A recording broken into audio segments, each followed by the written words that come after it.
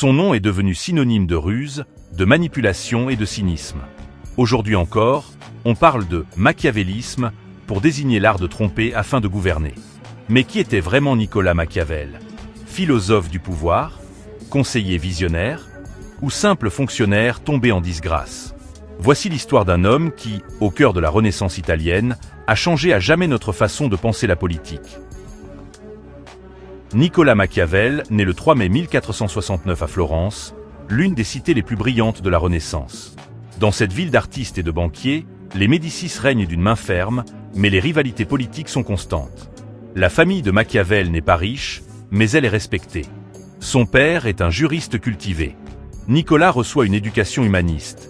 Il lit les classiques grecs et latins, s'imprègne de philosophie et d'histoire.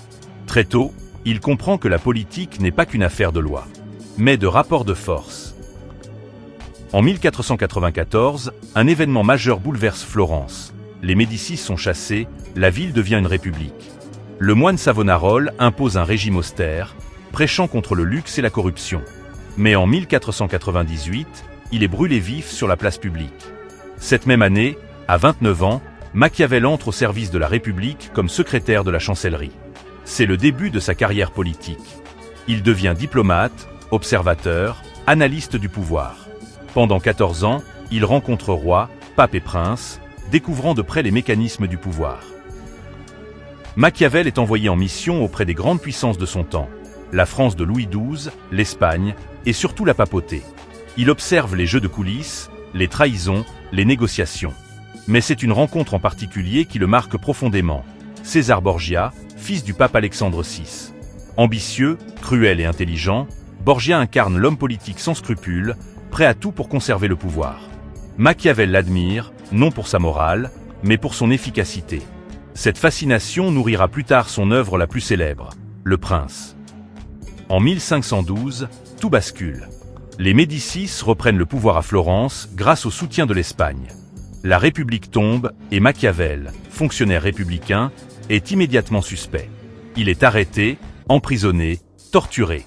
Finalement relâché, mais exclu de la vie politique, il se retire dans sa maison de campagne. Pour un homme habitué aux intrigues et aux ambassades, c'est une humiliation totale. Mais ce silence forcé va donner naissance à son œuvre la plus célèbre.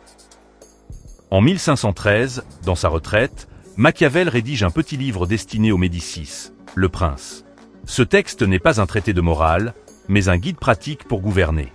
Machiavel y affirme que la fin justifie les moyens, qu'un dirigeant doit parfois user de tromperie, de cruauté, de peur, pour conserver l'ordre et protéger son État. L'honnêteté et la bonté ne suffisent pas dans un monde corrompu et viol. Pour lui, un prince doit être à la fois un lion et un renard, fort pour effrayer ses ennemis, rusé pour déjouer leur complot. Ses idées choquent, mais elles révèlent une vérité. La politique n'est pas une affaire d'idéaux, mais de réalité. Malgré son effort pour se rapprocher des Médicis, Machiavel ne retrouve jamais son poste. Il continue pourtant d'écrire. Outre Le Prince, il rédige les discours sur la première décade de Tite-Live, un ouvrage où il défend la République comme le meilleur régime pour la liberté. Il écrit aussi des pièces de théâtre et des poèmes satiriques. Son esprit vif et son humour mordant séduisent ses contemporains, mais sa réputation reste entachée. On le voit comme un homme rusé, dangereux, trop proche de la manipulation. Nicolas Machiavel meurt en 1527, à l'âge de 58 ans, pauvre et oublié. Ironie du destin, la République de Florence est restaurée cette même année. L'homme qui l'avait servi toute sa vie n'a pas pu y retrouver sa place. Ce n'est qu'après sa mort que son œuvre se répand dans toute l'Europe.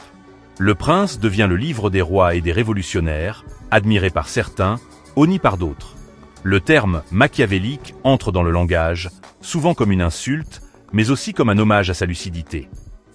5 siècles après sa mort, Machiavel fascine toujours. Pour certains, il a ouvert la voie au cynisme en politique. Pour d'autres, il a simplement révélé ce que les puissants savaient déjà mais n'osaient dire. Gouverner, c'est survivre. Entre réalité historique et mythe noir, Machiavel demeure l'un des penseurs les plus influents de l'histoire. Et à travers Le Prince, il continue de poser une question essentielle. Vaut-il mieux être aimé ou être craint ?